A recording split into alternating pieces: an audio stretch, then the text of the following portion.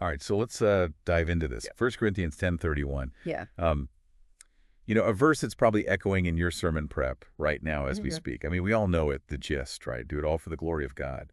But for pastors and Bible study leaders like you, the real challenge is how do you find fresh, impactful ways to really bring this verse to life for your congregations? Yeah. So we've gone ahead, we've dug deep into commentaries and sermons, really looking for those aha moments that go beyond, those typical Sunday school answers. Yeah, and it's amazing how many different angles you can take on a verse that seems so straightforward on the surface. What Yeah. really stood out to me is how these pastors are really tackling the so what of 1 Corinthians 10:31. Yeah. They're not just saying glorify God, they're Yeah. actually giving people concrete ways to do it. Well, less platitudes, more practical application, that's what we need. Mhm.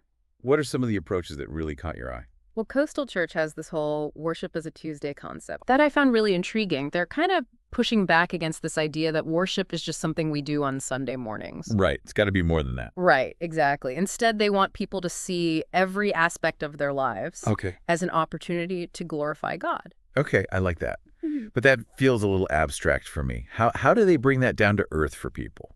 Well, their pastor uses this great analogy of a road trip playlist. Okay. You're not just randomly throwing songs together, you're carefully choosing tracks that set the mood, that keep you energized, that reflect who you are. Okay. It's intentional. Yeah. And they apply that same idea to glorifying God. It's about being mindful, about making deliberate choices that reflect his presence in your life, not just on Sundays, but all week long.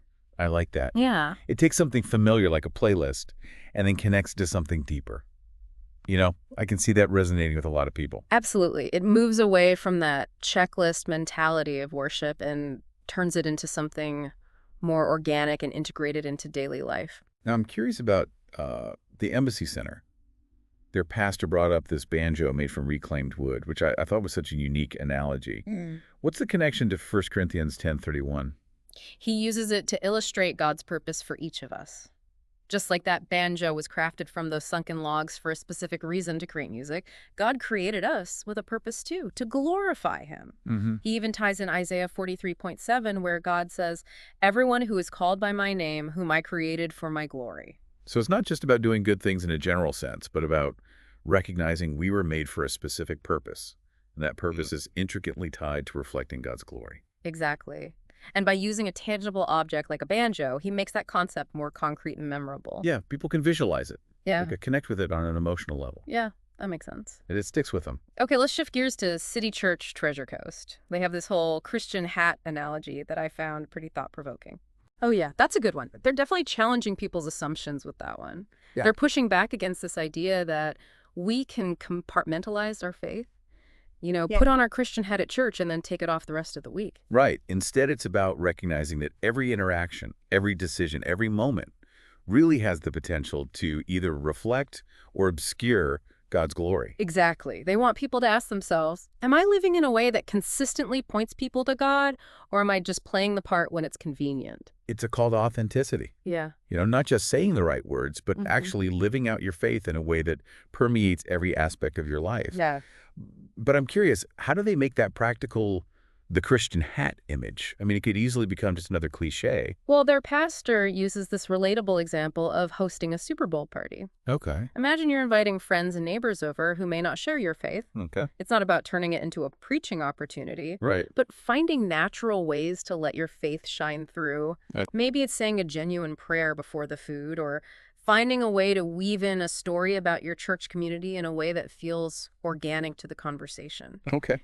Just be yourself. So it's less about putting on a show and more about finding ways to authentically weave your faith into the fabric of your everyday life. It makes a lot of sense. And it challenges people to get creative, to move beyond the Sunday morning box and find those unexpected opportunities to reflect God's glory in the midst of ordinary life. These are some great insights already.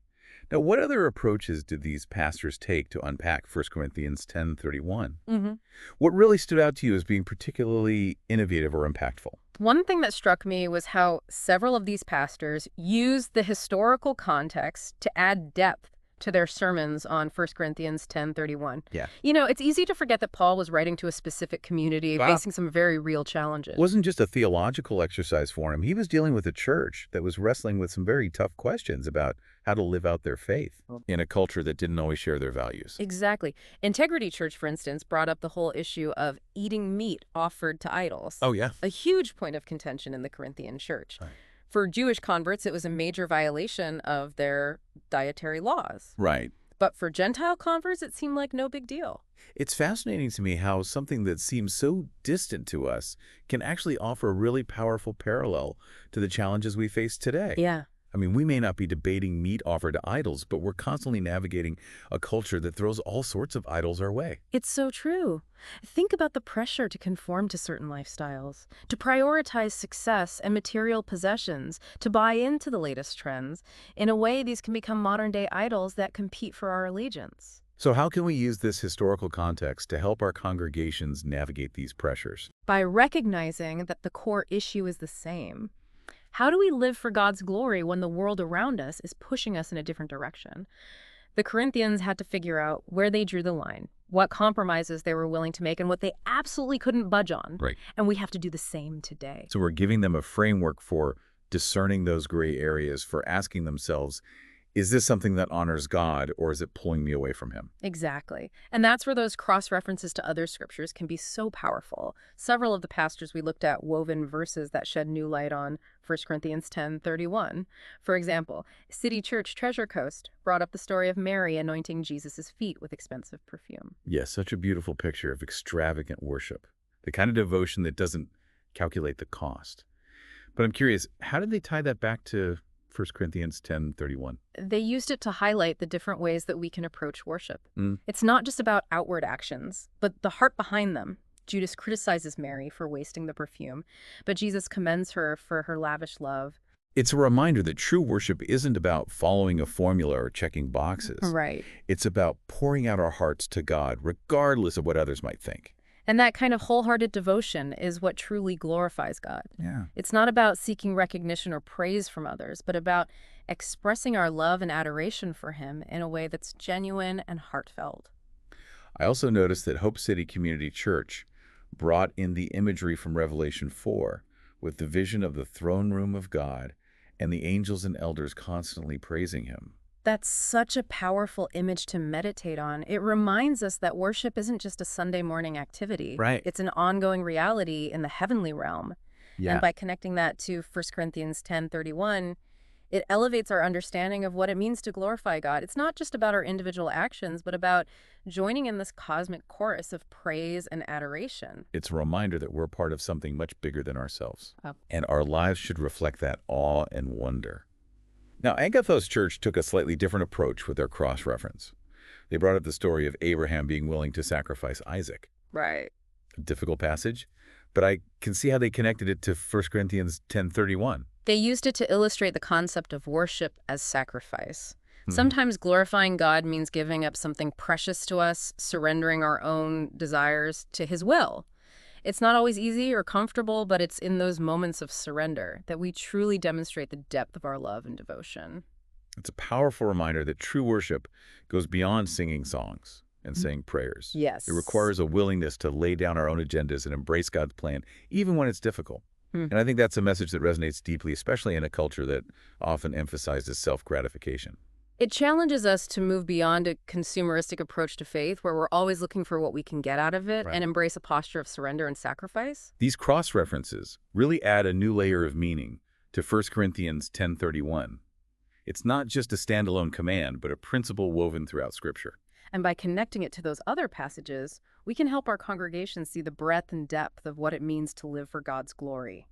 It's not just about doing certain things, but about cultivating a heart posture that permeates every aspect of our lives. It's about aligning our desires with God's desires, recognizing that His glory is our ultimate goal, and allowing that to shape our choices, our relationships, our work, everything.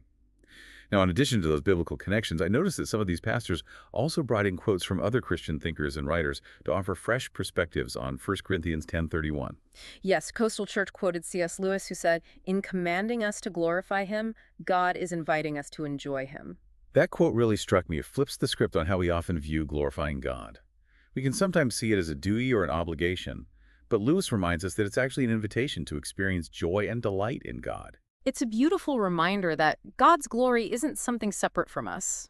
It's something we're invited to participate in, to savor, to find fulfillment in. It's like saying, don't just go through the motions of worship. Let yourself be captivated by God's goodness and beauty. Yeah. Let it fill you with joy. And I think that's a message that a lot of people need to hear. Sometimes we can get so caught up in the doing that we forget about the being in our relationship with God. It's easy to fall into the trap of thinking that glorifying God is all about our performance, how well we sing, how eloquently we pray, how much we give. Right. But Lewis reminds us that it's ultimately about experiencing the joy of knowing and loving God, and that joy spills over into every aspect of our It's lives. not just about what we do for God, but about who we become in Him. Mm. And that transformation is what truly reflects His glory. Hmm. Now, Agatho's church also brought in an interesting reference from a teacher named Malvina. Do you recall what stood out to you from her perspective on this topic? Absolutely. Malvina emphasized the importance of asking God what kind of worship he desires from us in this particular season of life. I love that. It's a reminder that worship isn't static. Right. It should evolve as we grow and change. What might have been meaningful to us in one season may not resonate as deeply in another. Exactly. It's about having that ongoing conversation with God, being sensitive to his leading, and allowing him to shape our expressions of worship. It's like saying, God, what delights your heart today? What brings you joy in this moment? How can I best reflect your glory in this specific situation? And that kind of intentional seeking can lead to some really beautiful and unexpected expressions of worship. Yeah. It takes us beyond the familiar routines and opens us up to the creative possibilities of glorifying God in new and fresh ways. These are some seriously inspiring insights. Yeah. I feel like I could preach a whole sermon series just based on what we've covered so far. And we're not even done yet. What other nuggets of wisdom are waiting for us in these sermons? It's one thing to talk about, these big ideas of worship and glorifying God, Mm. but it's another thing to actually put them into practice. Absolutely. And that's where I think these pastors really shine. They don't just leave their congregations with these lofty concepts. They give them concrete, actionable steps they can take to really live out 1 Corinthians 10:31 in their daily lives. That's what makes this deep dive so valuable. Mhm. You know, for pastors and Bible study leaders like us, we need more than just inspiration. We need those practical tools we can equip our congregations with. Right. So what are some of those practical tips that really stood out to you? Well, Hope City Community Church, the ones who talked about not being glory robbers, Yeah. they had some great suggestions. They encouraged people to just pause before meals and really savor that moment of gratitude. Okay. Not just rush through a rote prayer, Yeah. but actually acknowledge the gift of food and the one who provided it, Yeah. even in the midst of a busy day. It's such a simple but powerful shift in perspective. Instead of mindlessly grabbing a bite, we can turn meal times into these mini acts of worship. Exactly. And they also talked about being intentional about acknowledging God's hand in our successes. It's easy to take credit for our accomplishments. Oh, yeah. But when we pause to recognize that every good gift comes from God, Yeah. it cultivates a spirit of humility and gratitude. It's about shifting our focus from look what I did to look what God did through me. Exactly. Yeah, I like that. And that shift in perspective can have a profound impact on how we live and interact with the world around us. It moves us away from self-reliance and toward a deeper dependence on God. Now, Agatho's church, the ones who delved into the meaning of glory, also had some practical tips that I found really insightful. They encourage people to look for ways to honor God in all sorts of different areas, not just the traditionally religious ones. Right. They challenge their congregation to consider how they could use their unique talents and resources to serve others, to create beauty, to bring joy to the world.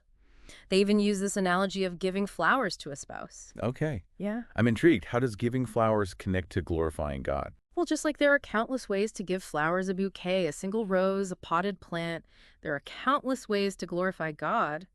It's about being creative, being thoughtful, and finding those unique expressions of love and devotion that resonate with our individual personalities and gifts. That's such a beautiful way to frame it.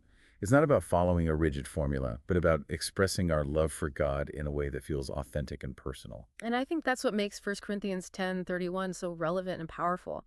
It's not just a set of rules or restrictions, it's an invitation to live a life that's infused with purpose and meaning. It's about seeing every moment, every interaction, every task as an opportunity to reflect the glory of the one who created us. It's about making God the center of our lives, not just in word, but in deed. And that's a message that can truly transform individuals, families, communities, and even the world. Absolutely.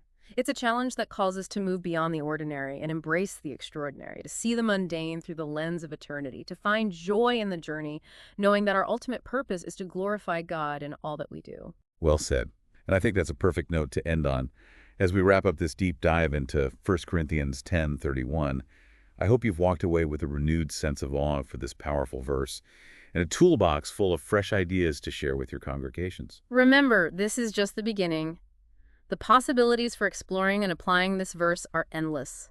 So keep digging, keep seeking, keep asking God to reveal his glory to you in new and unexpected ways. And most importantly, keep encouraging those you lead to do the same. Because when we all strive to live for God's glory, we become a symphony of grace reflecting his beauty and love to a world desperately in need of it.